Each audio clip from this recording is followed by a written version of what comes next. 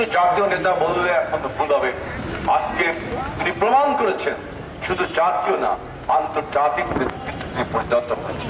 কারণ আপনারা জানেন যে, দেখেন, অনেক কথা বলতে ইচ্ছা করছে। বেগম খালেদা জিয়ার সাথে রাজনীতি করেছি সেই 1985 সাল থেকে। তিনি বাংলাদেশের এই যে ফারাক্কাবাদ, অনেকে দেখেছেন না ফারাক্কাবাদের ফলে আমাদের উত্তরাঞ্চলে কিন্তু পানি আসে না। আমাদের নদীগুলা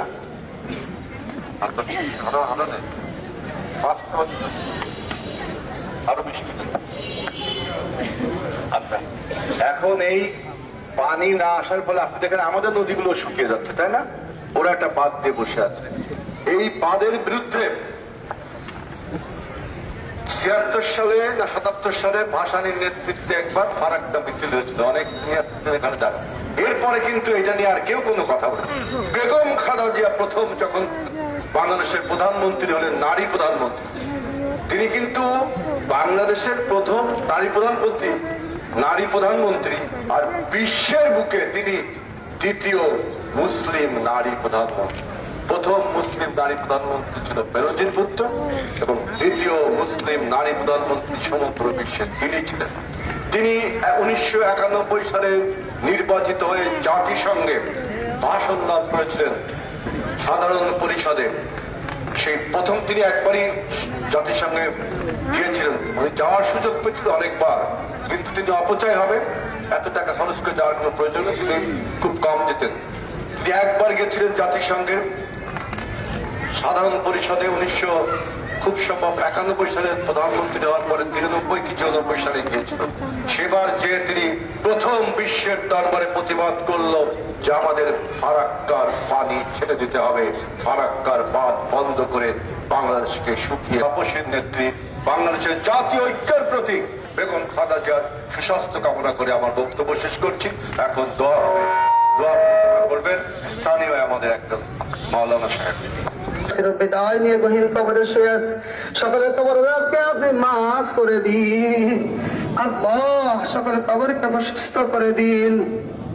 ও রব্বে কারীম, আল্লাহ সাহেব দাওয়াত আমরা আজকের যে উদ্দেশ্যে, আল্লাহ একটি পরিবারের যখন মা বা বাবা অসুস্থ হয়, ওই পরিবারের প্রত্যেকটা সদস্যের ভিতরে আল্লাহ ক্লান্তি দেখা যায়। রব্বে কারীম, এমন একটি মুহূর্তে রব্বুল আলামিন জাতীয়তাবাদী দল বিএনপি চেয়ারপারসন আল্লাহ দলের জন্য কাজ করেছে।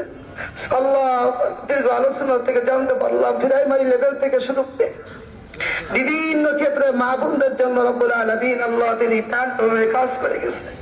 রব্বে কারীম, আপনার বান্দি অসুস্থ, মালিক শুধু এখানে নয়, সারা বাংলার বুকে বিদেশে বিভিন্ন দেশে দোয়া হইতেছে রে মালিক। কোরআন তেলাওয়াতের মাধ্যমে বিভিন্ন মাদ্রাসা মসজিদে দোয়া হইতেছে। মালিক, আপনার বান্দিকে আপনি শিফায়ে কামিলা আদিলা দান করে দিন আল্লাহ, আপনার বান্দিকে সুস্থ করে দিন আল্লাহ। পুনরায় আবার জাতির সামনে এসে দিক নির্দেশনা আলোচনা করে পথ দেখানোর মতো তৌফিক দান করে দিন আল্লাহ। দলের হাতিয়ারকে আল্লাহ মজবুত করা তৌফিক দান করুন মালিক। আজকে দলের মাঠ পর্যায় থেকে শুরু করে রাষ্ট্র উৎসব লেভেল পর্যন্ত প্রত্যেকটা মানুষের হৃদয়ের ভিতরে ক্ষত রব্বুল আলামিন। আজকে নেত্রী অসুস্থ, সবার দিকে দেখা বেদনা রব্বুল আলামিন। বিভিন্ন সময় মসজিদে যখন নামাজ দায়ী করতেছে, মুসল্লিরা বলেন বেগম খালেদা জিয়ার জন্য দোয়া করেন আল্লাহ।